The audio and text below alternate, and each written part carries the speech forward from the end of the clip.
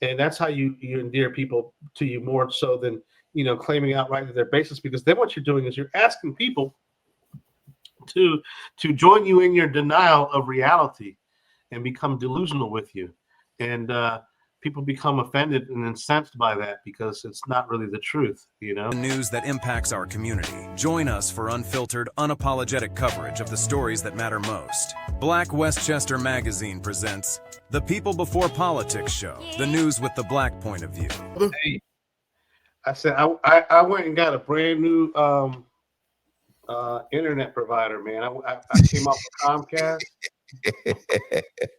and went. You might want to get a dedicated router just to your. What I did was I had a extension that's dedicated straight to my computer, so it would be the only thing on that line.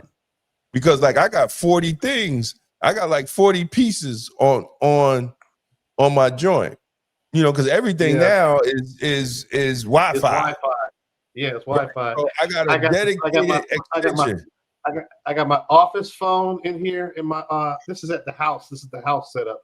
So let me show you the house setup, man. We're not live right now, are we? Absolutely. Yeah, absolutely, man. What are you talking about? Don't worry about it right now. Man. You can show us later. Business. We need you to get into the business of businesses because we've been getting attacked by the evidence. Yo, dude, I literally had people come up to me, say all this stuff about, and I said, well, did you watch the episode where we had a defense lawyer with Sam Antar? Oh, no, I didn't watch that. Man, black people, we hate. We deliver too much truth too often. We have to stay in la la land with it, Damon. Yeah. We're not, if we were talking about white people, it'd be rah, rah, rah, rah, rah. You know what I'm saying? But we talking about people who can't uphold a standard. And I'm going to tell you another one down here in Virginia, right? Dude is running for attorney general, and he was texting about killing babies and stuff.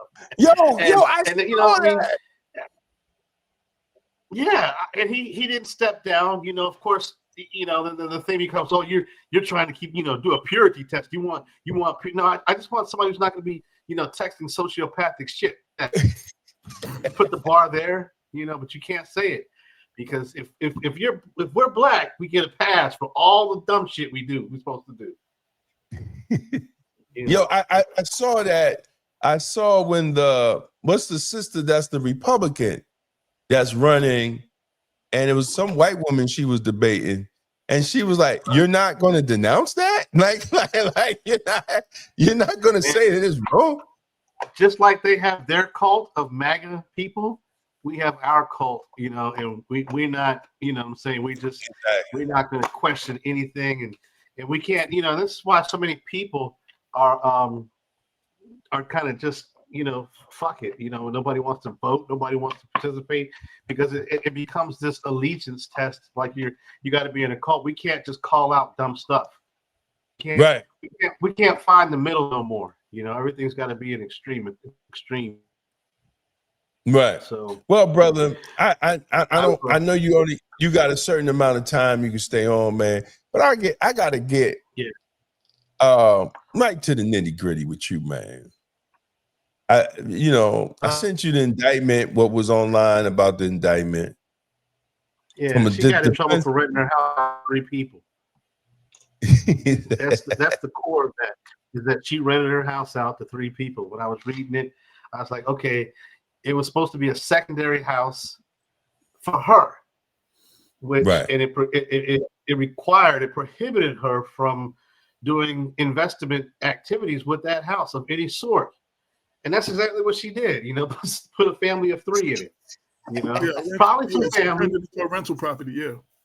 Yeah, it's prohibited from doing it as a rental property. And, here it is. You basically running after this man on the nickel and dime shit that he did. And you out there doing nickel and dime shit too. I mean, of course, his was way bigger in scope, but you gotta be pure when you go after people like that, you know. Just said it. You know, you gotta check all your damn boxes and stuff like that. Have a cool off period. Make sure that you know. She had that hanging out there the whole time, man. We look foolish, just like the one down.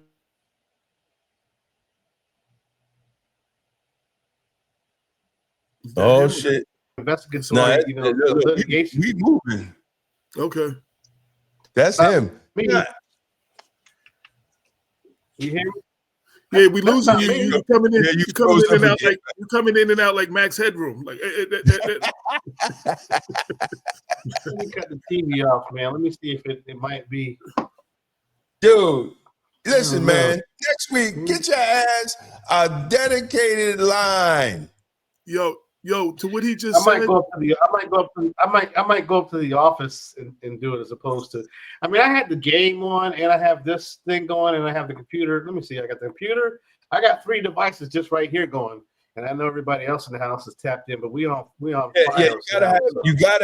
You just gotta get a like a router extension, and then you just tap into that router extension with that one device. That's what I did.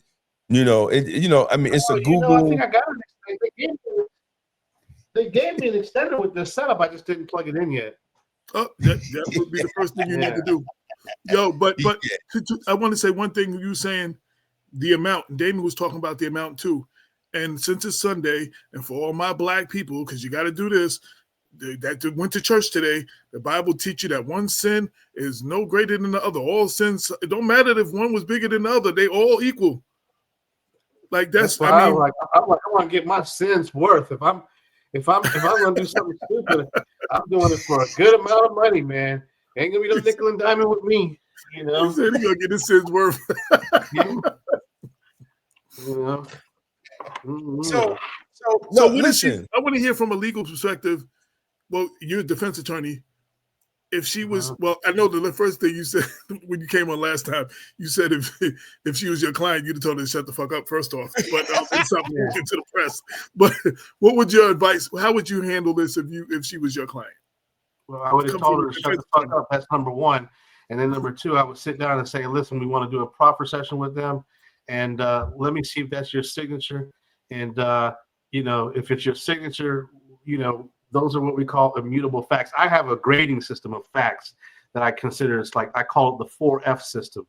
There are favorable facts when you look at situations. There are flexible facts when you look at facts. Favorable facts are good facts. This is good for us, There are flexible facts that could go either way, There are formidable facts. Those aren't facts that are completely locked, where you're completely done.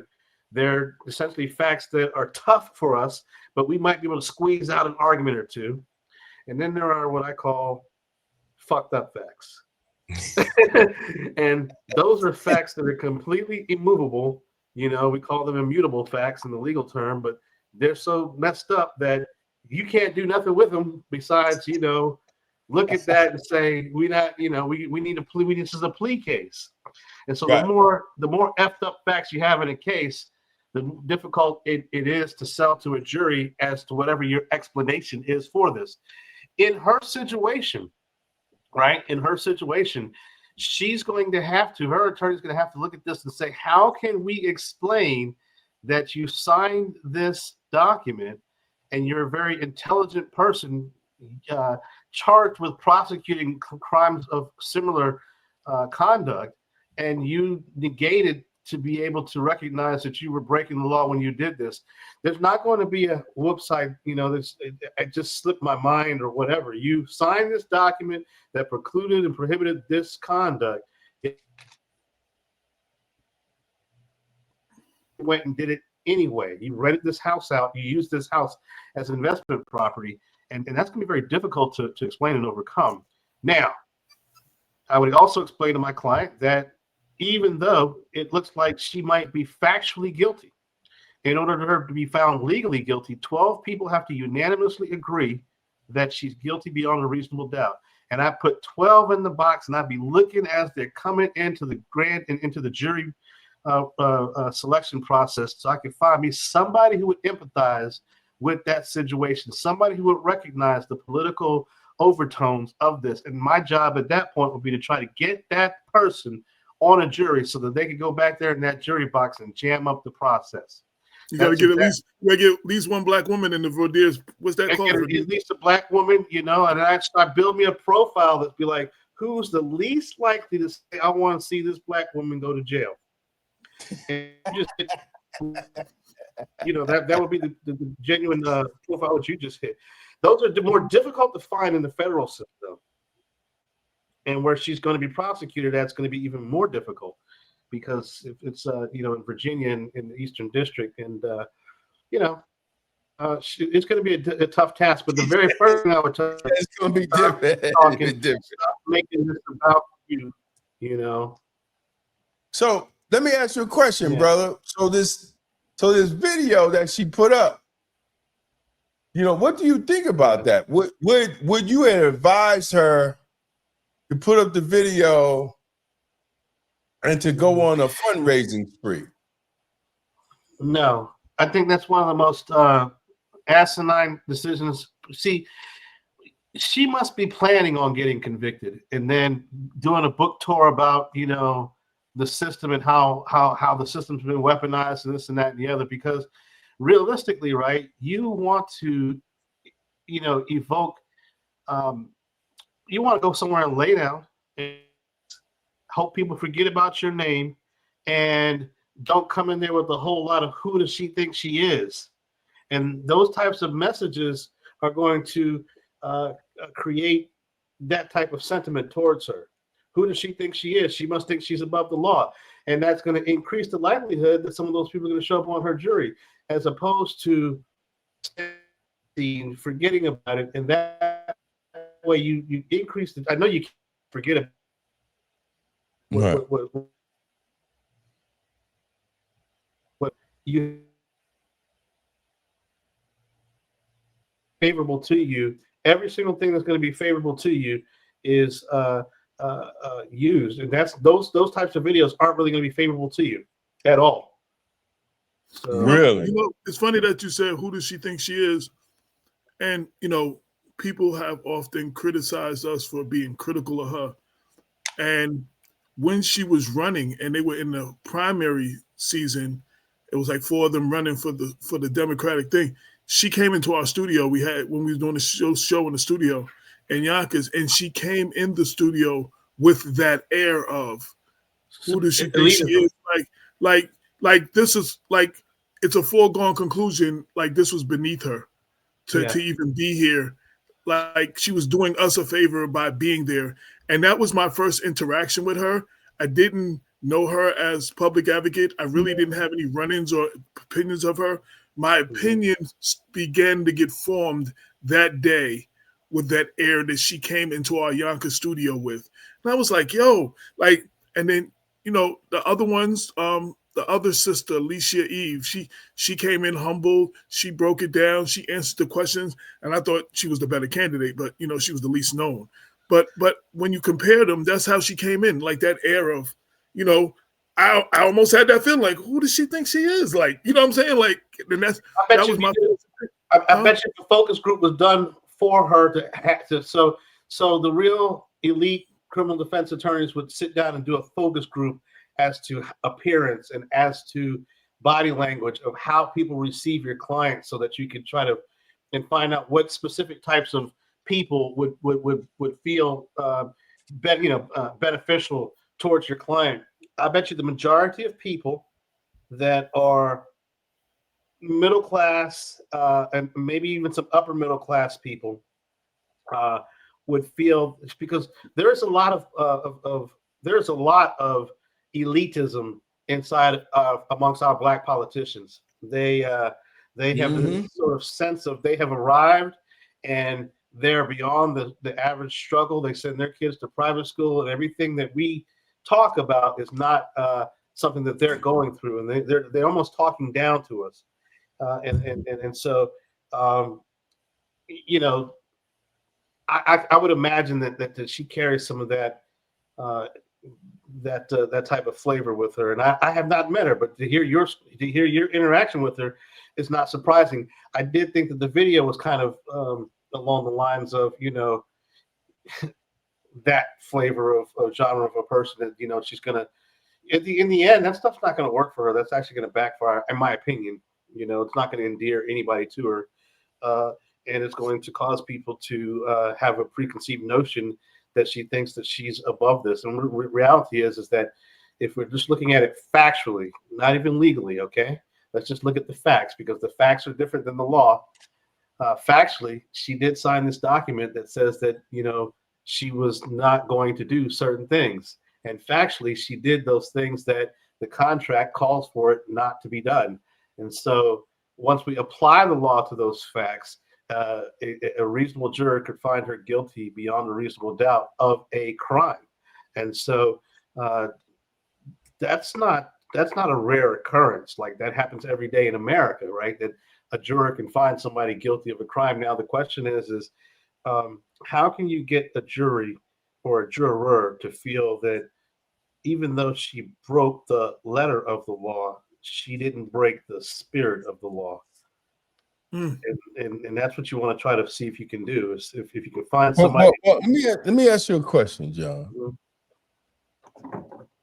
Now, we're not talking about Joe Blow,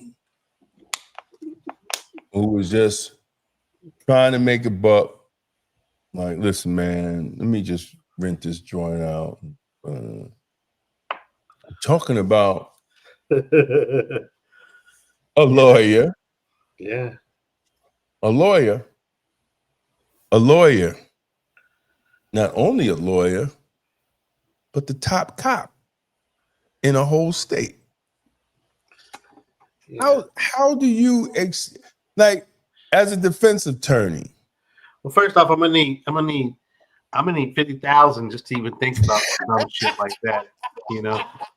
And I had to take the 50,000 and then go sit down somewhere quietly for a while and just think for a minute, how can I explain this? Because, you know, you can't really off the cuff explain that shit. You gotta sit down and you gotta said I would need 50,000 first. Off the rip, because I need a solid week to a week and a half just to sit down and dig in my creative mind of what can I possibly say to mitigate this stupidity, because of the things that you just said. You're a lawyer. You know, I'm coming off the rip. I'm like, you know, I'm a lawyer, but I don't practice that kind of law. It's real estate law. It's contract law. I just signed a document. I really wasn't paying attention, you know, that sort of thing. I'm a top cop.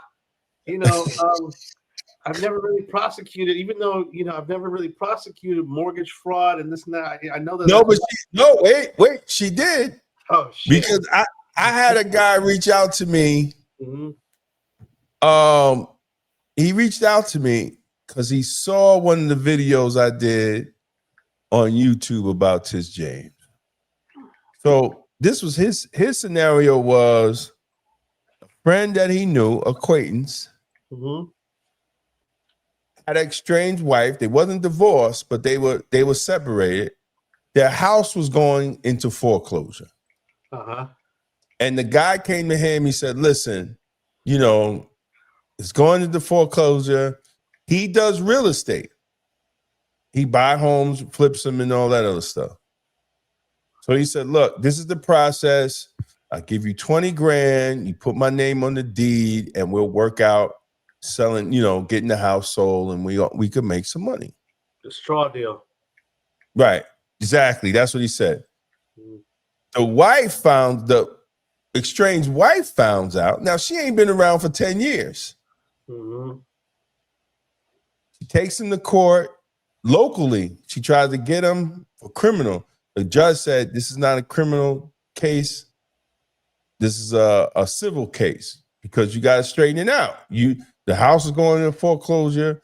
The half of the partner actually legally sold and got paid to put this guy on the deed so they could do a deal. Right? So somehow she ended up getting the AG's office to prosecute this man. And he was like, look. Tish James prosecuted him? Yes. After the county said it was a civil case. Yeah. See, there's a lot of prosecutorial discretion in that inside the law. There's a lot of prosecutorial discretion. Exactly. Exactly. So he ended up making a deal because they started dragging in his money people. Mm-hmm. And he ended up paying for their lawyers because he needed them future investments. If I needed if I see a property, I need 200,000. These are the people that fund me. Right. So he was paying for their lawyers too. So he ended up making a deal, never went to jail. And he said, yo, dude, my name is still on the deed. after all that, she puts out this press release, just killing him, mortgage fraud, all this stuff. He said, dude, I never got a dime. I lost out 20 grand. I lost out paying for these people's lawyers. I lost out on my lawyer. And then she want to put this out about me. Right? So she does it. So I went to look that up because I always look things up. And the answer came back. New York State Attorney General Letitia James has actively prosecuted mortgage fraud through her office. And then it goes into most notably Donald Trump. But so there are several, not just that. Her office has actively prosecuted mortgage fraud through her office. I just think at the end of the day, she's likely going to, just looking at raw numbers, she only has a 3%. If she takes that shit to trial, she has a 3% chance of acquittal on raw numbers alone in the federal court system. So I think that she's going to be part of the 97% of people who go and get convicted. That's just off the cuff looking at it without actually knowing more than just reading the indictment. Reading the indictment first, this is a very binary charge, right? You sign the document that precludes you from doing certain conduct. Did you do the conduct is the only legal question. And can the state prove that you did the conduct? And once the state can prove that you did the conduct, you might be factually guilty, but then at the point that they finish proving it, you'll be legally guilty and held to the sanctions thereof. And that's that's just it. And all the hooping and hollering and doing videos and praying and singing Kumbaya, bringing Jesse Jackson and Al Sharpton. Dude, she started bringing in. Hold on, I gotta find this. This. So what? If convicted, what could she be facing? I didn't even look the charges up in that respect. Okay. But I would definitely start negotiating with them early about. See, because here's the deal: the more you make them work, the more you get hurt. And so she should start. I mean, you can obviously tell her that she's not taking the position that she's going to lay down. So knowing that, she's probably going to go to trial. And you look at the sentencing guidelines, and then you run the guidelines and see what she would be facing. There'll be some lawyer out there though who's going to charge her, $150,000, $200,000, and there's nothing more than a continuation. What you said? You said 150? Yeah, 150, 200,000. Promise her that he could do something. And at the end of the day, just like when we came on the show the first time, Damon, I said she'll be indicted within 6 months. Remember me coming on and saying that? Yo, Damon, I'm hearing the audio. Whatever you're playing, we're hearing it. You remember the first time we were on with Sam and I said she's going to be indicted within 6 months? Yes, you did say that. Yeah. And within 1 year of today, she will have been to trial and been found guilty of this crime. At the most 18 months. Okay. And she will likely be found guilty of this. And this is just me looking at this for what it is. It's a federal prosecution. And even though this is probably more, this is probably going to be easier to prove than the Comey situation. People are like, why? Because with perjury and giving false statements, there's an intent that has to be proven, and that might not be able to be proven in the Comey situation. This is probably one of those situations where somebody, it is what it is, as we always hear. It's like here's the document that precludes you from this stuff, and you did it anyway. Wow, Wow. that's crazy. So there can't be a situation, and I'm just spitballing, where and this is benefited doubt stuff. You know what I'm saying? Mm-hmm. Playing devil's advocate, whatever. She signed this paper, and she intended to move there, and then whatever came up, her niece and her family needed a place to stay, and she let them stay there. And you know what I'm saying? Like, but when she signed the paper, but when she signed the paper, she intended that she was going to move there, though. Yeah, that could possibly be a defense if you put a timeline up against it. When did she become Attorney General for the state of New York? And find out what was going on. If there's that could be a defense. It might be a weak defense though, because to be honest with you, if you sign this document, at best the house should have been empty, waiting for your ass to get this on vacation. That's it. It's a secondary home. And well, she had to have signed it while she was AG because her assistant AG witnessed it. It's a signature that witnessed. So she had to already have been AG when she signed it. I mean, when you do timeline wise, because the assistant AG is the one who signed for witnessing. And I was joking about that. And well, let me ask you, if the assistant AG, she signed it and is fraud, and the assistant AG who works in her office signed it. No. Two assistant AGs. It's not just one. Can she be brought up on charges too? Because not unless there's some. See, this is not like a crime where there's a conspiracy. Like the assistant AG sat down and we're doing this together. Ultimately, even though she witnessed it, Tish James could be representing. Like, I'm just getting this as a second home, and I'm not going to do these things that I'm prohibited from doing. And so, therefore, the AG has no way of really knowing that in fact that she had no way of doing that. She just witnessed her sign a house to buy a secondary home. That's all she did. Now, if there's subpoenas issued and an investigation is run, and then there's some communications that are proven where Tish James and her assistant were talking about, man, I'm glad you got that house at that, and you saved that 0.815%. And what are we going to do with that money that you just saved? The AG, the assistant or whatever, could come in as an accessory after the fact.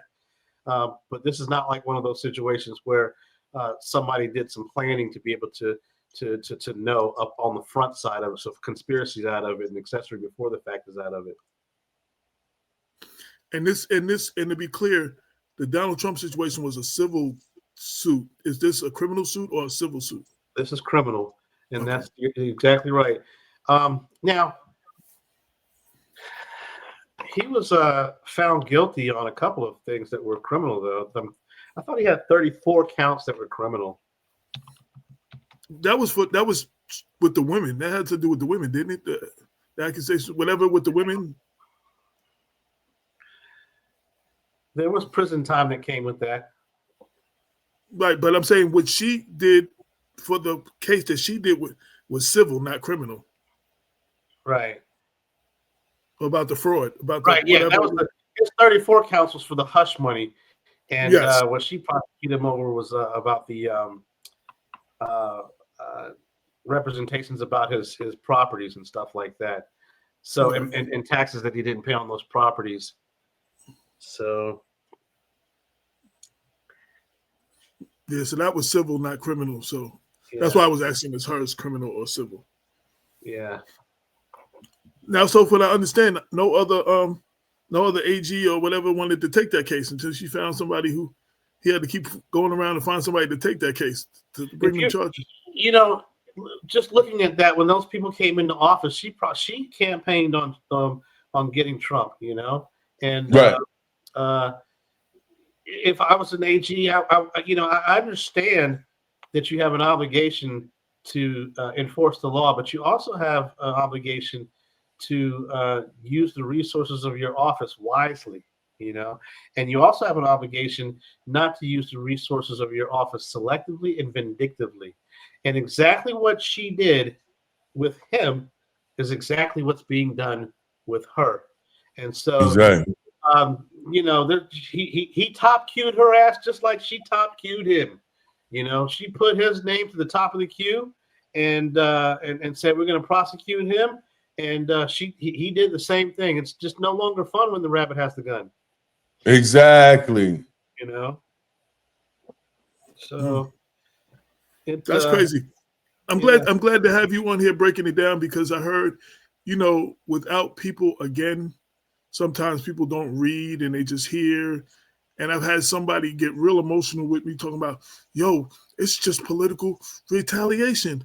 And I'm like, okay, we need to stop that, because it absolutely is. It absolutely two things can be, they're not mutually exclusive. Two things can be true at the same time.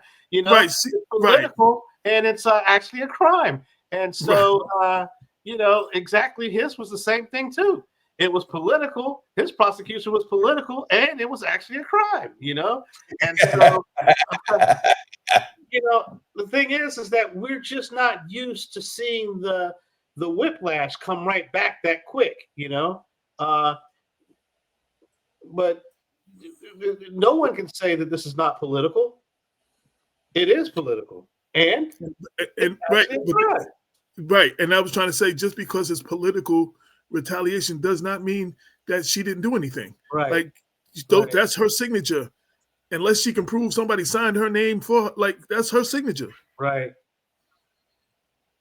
Unless she can prove, that's why I asked that question. She signed with the intent that she was going to move there, maybe after she got out of office or something, because she couldn't move there. Well, it says secondary. You can have a secondary home in another state. But your primary residence would have to be the state you're the AG of, right? Right. So it was it would have been a secondary home. So she could have still had that home and been AG. So she didn't have to be when she was out. You could have homes in multiple locations. But the primary one has to be the state.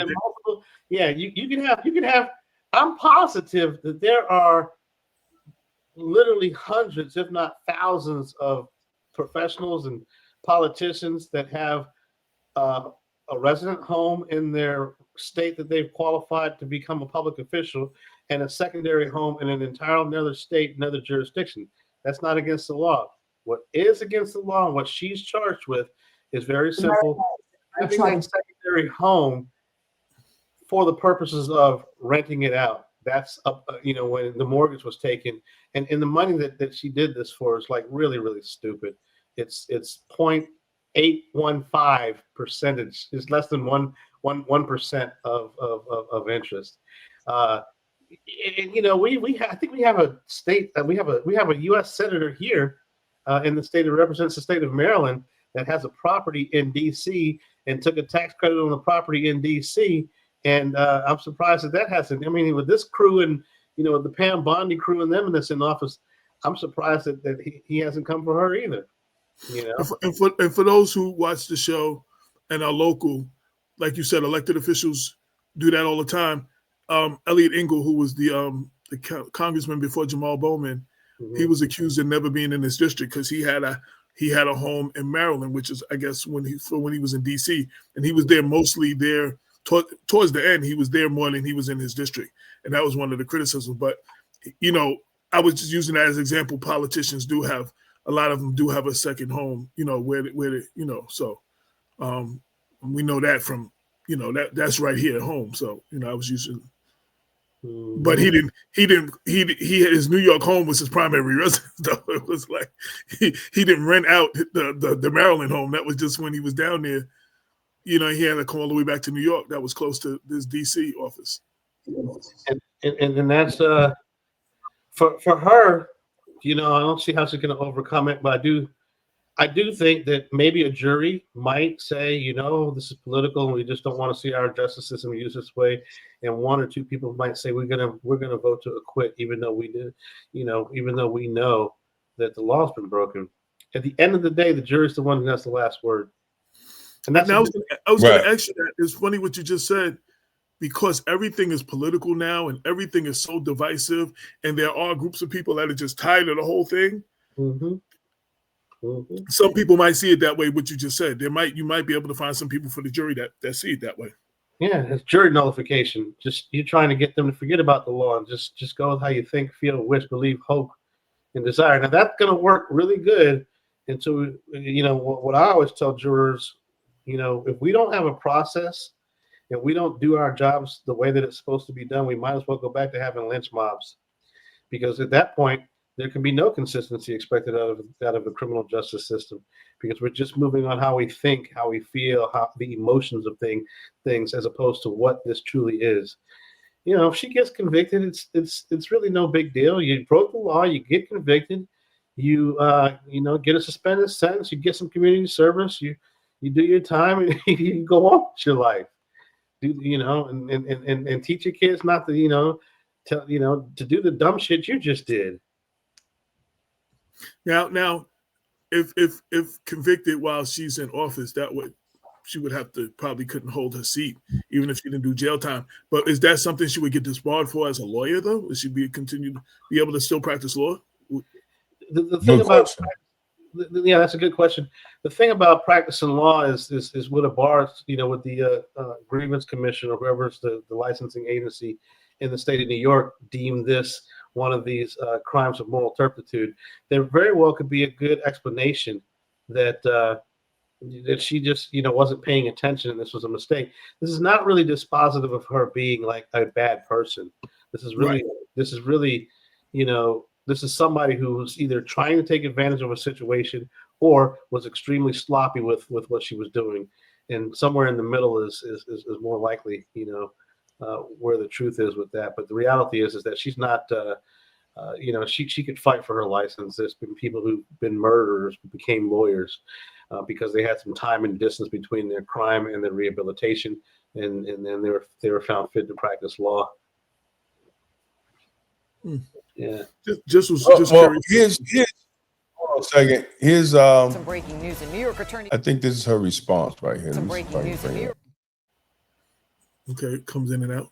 Some breaking news in New York. Attorney General Letitia James, who indicted Donald Trump long before the election, has now been indicted for fraud by President Trump's legal team in Virginia. James has long been the target of Mr. Trump after she brought a civil case where he was ordered to pay $500 million for inflating value of his properties to get more favorable loans. An appellate court recently ruled that fine was excessive. Eyewitness News reporter Dan Krauth is here now with reaction from James. Dan. Bill and Liz, the federal documents right here were just unsealed. The Attorney General is facing 2 counts, including bank fraud and false statements to a financial institution. Letitia James released a video statement in response just a few minutes ago. Have a listen. These charges are baseless, and the president's own public statements make clear that his only goal is political retribution at any cost. I'm a proud woman of faith, and I know that faith and fear cannot share the same space. And so today, I'm not fearful. I'm fearless. And as my faith teaches me, no weapon formed against me shall prosper. We will fight these baseless charges aggressively, and my office will continue to fiercely protect New Yorkers and their rights. And I will continue to do my job. This case all revolves around a home James bought. So there we talked about what we were talking about. That you said, who does she think she is, type of thing. I'll let you feedback. Oh, first I want to say something.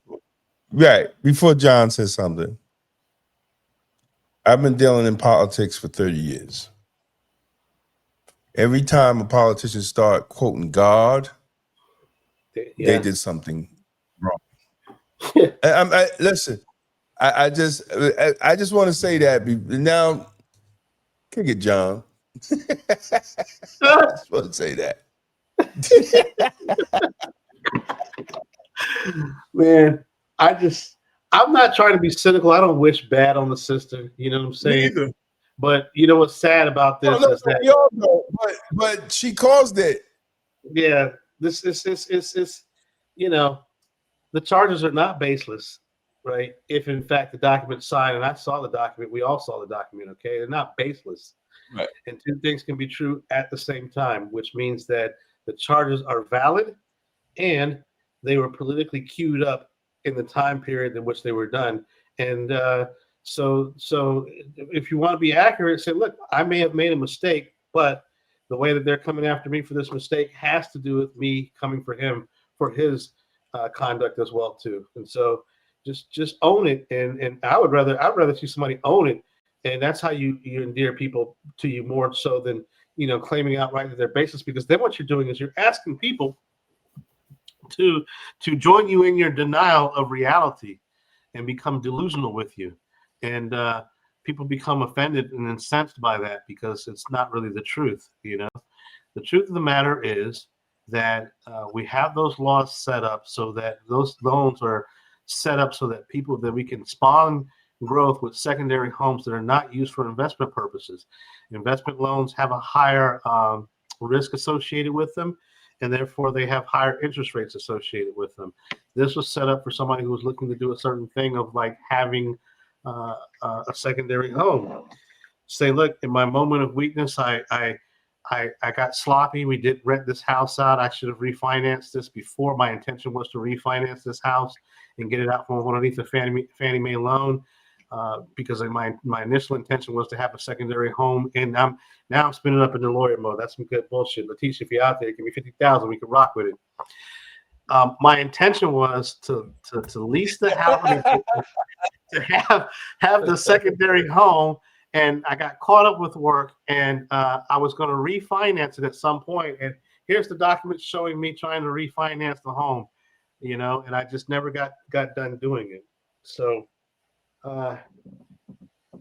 yeah. Well, they said she hired. Huh? They said she hired Hunter Biden's lawyer. Oh. I mean, she can't expect. I mean, at the end, he got convicted, and he, if his dad wasn't in office, he would have never been pardoned. So, right. But hold on. This is her. This is her before Trump. I think this is it. Hold on a second. Before America Trump? is an uncharted territory. Yeah. This is when she was. Oh. America is an uncharted territory. We are angrier and more deeply divided than we've ever been at any point in our history since the Civil War. And at the eye of the storm is Donald Trump, ripping families apart, threatening women's most basic rights. I'm running for Attorney General because I will never be afraid to challenge this illegitimate president when our fundamental rights are at stake. From the Muslim ban to efforts to deport immigrants, to denying transgender students the ability to choose whatever bathroom they want, rolling back regulations to protect our planet, colluding with foreign powers, putting profits over people, and dividing us in ways we haven't seen in generations, corruption in Albany, environmental hazards from Buffalo, and a criminal. So she went after Trump. She went after Trump to protect men going into women's bathrooms. Man, remember the last time I was on your show about the Charlie Kirk thing, you were saying, man, that's not our fight. In this particular, this is way more. This particular situation was way more applicable to that. That's not our fight than the Charlie Kirk thing. None of that is our fight. My point is, and what she went after Trump for is not black folks' fight either. Not black folks, we tend to, when we want to run for something, right? We want to become all things to all people. We're going to become the fixer of the immigration problem. We're going to become the fixer of the transgender problem. We're going to become the fixer of, all these issues that really don't affect and, bother black people. We don't want to talk about the things that are, near and dear to the hearts and minds of black people, because we don't vote. So as politicians, they stick to things that create people to come and vote for them. And so because we don't vote, they don't really speak to the issues that are near and dear to us. They don't represent us. I'm so tired of seeing black politicians who don't really represent our interests or represent any of the things, the struggles that we go through, get where they're getting, and enjoy the steak dinners and the free flying and all the dumb shit that they do. And our communities have remained in the same condition, if not worse, over the last 50 years since the Civil Rights Act. Mm-hmm. So, I mean, that's the show I want to talk about, because I'm getting ready to spawn a movement to replace them all. Like literally, we got some T-shirts that get ready to go out, $20 a piece. We want to raise a couple $1 million. If you're an incumbent, your seat should always be in the hot seat. You should always be getting shuffled out, because absolutely. Yeah, these people are coming and they've made being a quote unquote public servant, and they're not serving the public at all. They're going there, they're going over into Washington. They're becoming wealthy. They're becoming wealthy off of knowing what stocks to trade ahead of time. And all they got to do is kiss some babies and shake some hands and bullshit. And it's Congress, U.S. Congress right now. They stay in there till they die. Huh?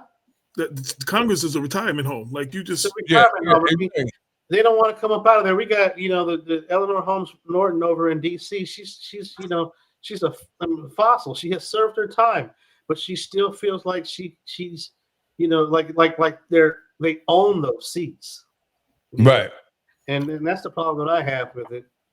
I wanted to address one thing you said, about not speaking up on the issues that affect us. So I can't speak of all of New York State, but this is Black Westchester. I can speak about Westchester. There have been at least 2 police killings of Black men that she saw that she didn't see, any wrongdoing on the cops. Even one, the last one was an emotionally disturbed man, and the 2 female cops were talking him down. He ate some fruit in the store, and they called the cops on him, without paying, like $1 something worth of a banana and 2 grapes. And a police officer shot and killed him. So 2 female officers were talking him down, de-escalating him, trying to get him out the middle of the street. The 3rd cop, a male cop, he came up automatically trying to put cuffs on him, and I guess the dude's like, "Why are you touching me?" And in the police department, they have something: do not touch him, don't rush him.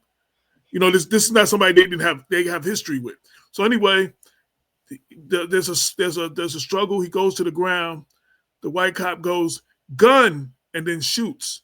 And then when the other part of the footage came out, he says to the officer, "He has your gun." She said, "No, my gun's here, locked in my holster." So he didn't have a gun. He didn't pull the officer's gun. And the officer whose gun he was supposed to have said, "No, my gun's on my holster." And it was an actual execution from just the little that I saw. Maybe there was more seen that may have been able to explain something else. I don't see.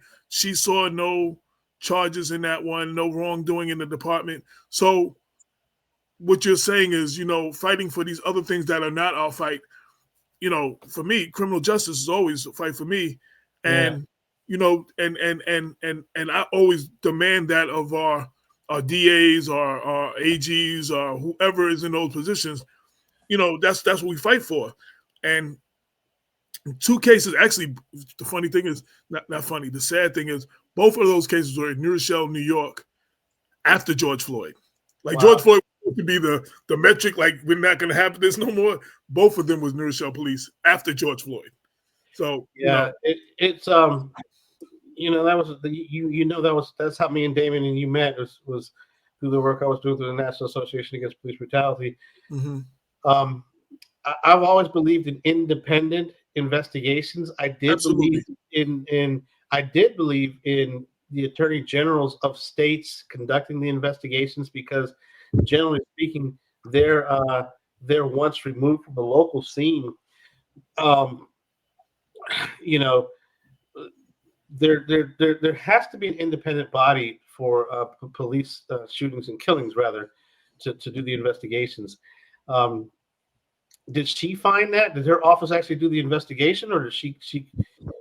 Listen, so Governor Cuomo, former Governor Cuomo, did an executive order that all police killings automatically go to the AG, becomes the but she's not an independent. She's not independent. We just addressed that. She's not independent. Right. She's not an independent investigator because she's vested in the police departments of the state of New York. She is still the top cop of the police departments in the state of New York. And that was my argument with Cuomo.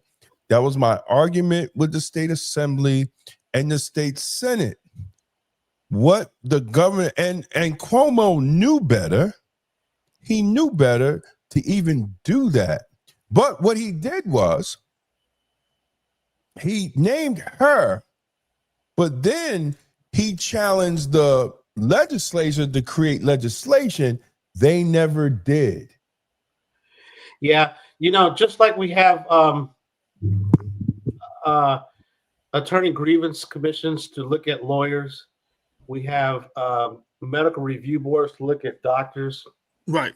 We need that to look at cops, and it doesn't necessarily have to be a law enforcement agency. And I remember when I initially studied that issue, I was always of the opinion, the attorney generals need to do it, until I discovered what Damon just said, is that the attorney generals are part and parcel of the apparatus of the law enforcement regime. And I'm not saying that they cannot be involved with it at all. I'm saying that they could be one member of a 5-member panel that looks at what the that's able to put forth an investigation. Now, the sheer number of these things, right, that occur in a place like New York City, New York State, you got to, I don't know what the numbers are now, but the sheer numbers of them would mean that it's almost like you would have to have that funded at the state level to be and then have you can have former law enforcement officers, you could have independent agencies, non-government agencies that participate in the committee that's put together to look at killings, because and they don't have to look at every single one of them, because there are some that are on their face that are, as the police used to say, that's a good shoot. It's over with. We see it on video. Guy had a gun drawn on it. Blah blah blah blah blah. He got killed. We don't need to wait on that. Absolutely. But one thing I wanted to say also, and not just also the involvement of the law enforcement officers in these. Lower Westchester is a major Democratic stronghold, so she depends on them seats. And as the young man who got killed, his cousin Rodney Bynum just wrote, she campaigned in New Rochelle. They have fundraiser parties for her in New Rochelle. You're not getting no accountability you're not getting no police accountability. What I discovered with the police accountability movement, politicians do not want to solve or even deal with that issue. Okay. No. I used to wonder, what's going on here? Well, here's what's going on. Mayors are not big, as much as they tout and hoop and holler about, we're about police accountability. They're not about that, because they're worried about the police unions mechanizing and mobilizing to replace them. I could go on and on and on about how the mechanics work politically, but the reality is that we need somebody who's not really beholden to the political sphere to make a determination, just like the office of the inspector general. They're appointed for a time period. They don't have to worry about the politics around some stuff.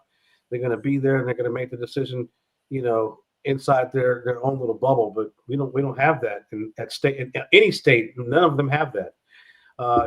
Even the super liberal states like here in Maryland that are super liberal, quote unquote, because we're not really super liberal. They don't have that. Nobody wants to deal with the police academy, because realistically, I did find this out, and I think this is pretty much, it's been known, but our governments depend upon police to exact the punishment upon people that they don't find desirable. Exactly. So, exactly. Yeah. Exactly. There's no man, we about to close out, man, and thank you for staying a little extra, bro. You stayed a little extra tonight, man. I only thought I would have you for 30 minutes. I had something scheduled that I was going to be out at 7:30, and I just said, look, I got something I got to do, and I'd rather be doing this than that. So thank you. I appreciate you, man. We appreciate it. I want to say, is there anything we didn't ask, anything you want to add, or about this this indictment, anything we didn't cover that you wanted to add or anything? No, I want to start. I'm going to be doing some SCOTUS, Supreme Court of the United States, reviews of the cases that they're doing, because some of them has deep implications for us moving forward. And I think that it's wise for us to go over some of those cases. They're in session now. Some of the cases that are in session right now will have implications for the next 30, 40, 50 years. They don't get much coverage because, we're caught on the optics of these exactly Mickey Mouse things, So that's how they keep us going. They'll slide in stuff that really has no real impact upon our individual lives, in major media.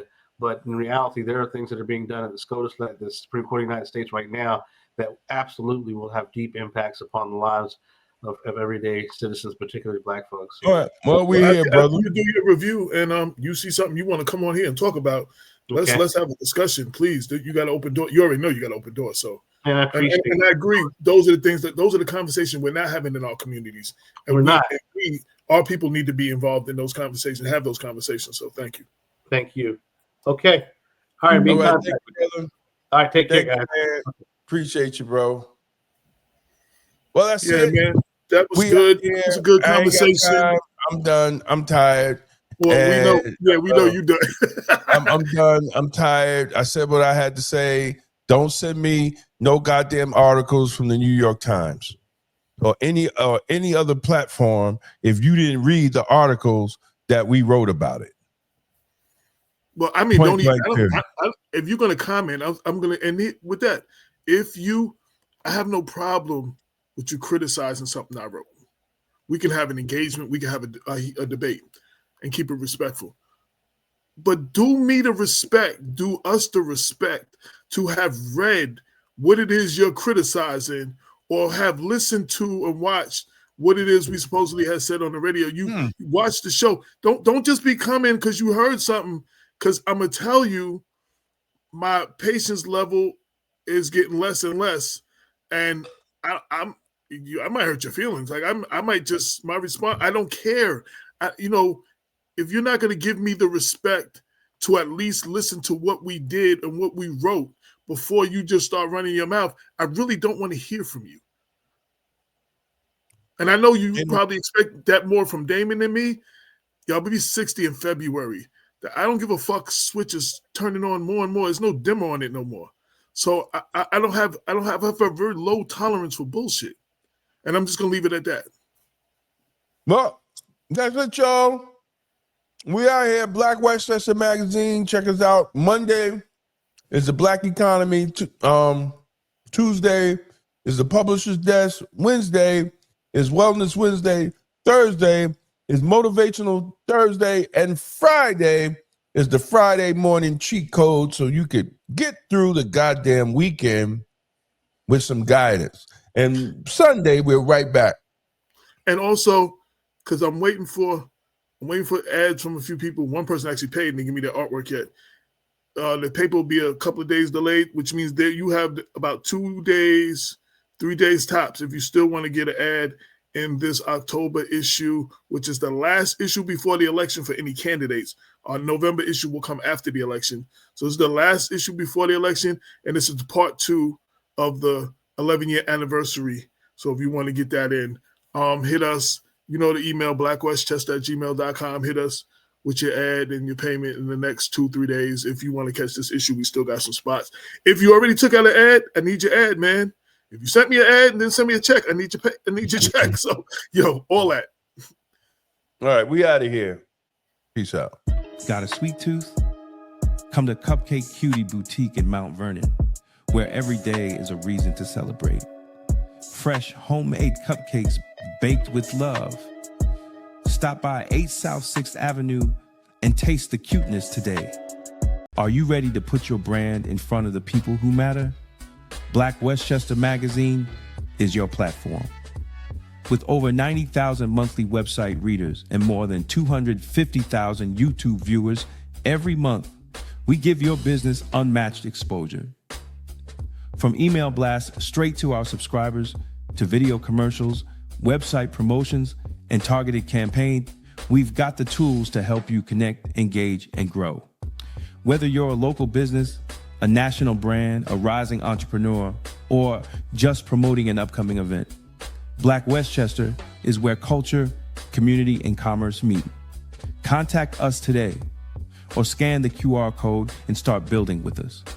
Don't just advertise, be part of the movement, be part of Black Westchester, be Blacktastic. Black America first. Yeah, Black America first. Rep the movement. Get your official Black Westchester merch today. Hoodies, tees, and more at blackwestchestermerch.shop. Wear your voice, make a statement. Damon K. Jones exposes the lies and challenges the gatekeepers in Black politics in his powerful book, Emotional Politics and Logical Failure. Black America needs fewer emotions and more outcomes. Our communities deserve better.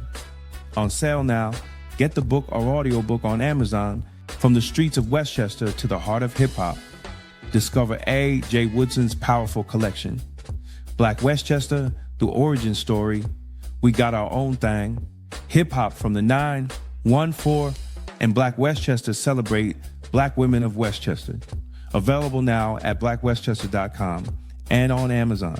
Get your copies today. Tolerance is for Cowards by Damon K. Jones. This book is not anti-police, it's pro-community. Discover how the extended policing strategy empowers you to demand real public safety, justice, and accountability from your local police department. Because the Black community deserves good policing. On sale now on Amazon and Audible. Discover Jesus and Divine Black Masculinity by Damon K. Jones. This a bold blueprint to restore faith, manhood, and purpose in Black America. Because the Black community needs good Black men. Available now on Amazon.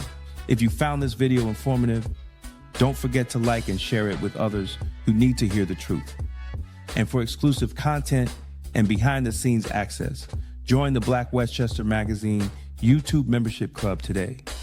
Your support helps us keep independent Black media strong. Big thank you for the Super Chat support. We appreciate your help in keeping the conversation and independent Black media strong. Black Westchester, it's the news with the Black point of view. This is the People Before Politics show, broadcast every Sunday at 6 p.m. Hosts Damon K. Jones and A.J. Woodson bring you the news that impacts our community. Join us for unfiltered, unapologetic coverage of the stories that matter most. Black Westchester Magazine presents The People Before Politics show, the news with the Black point of view.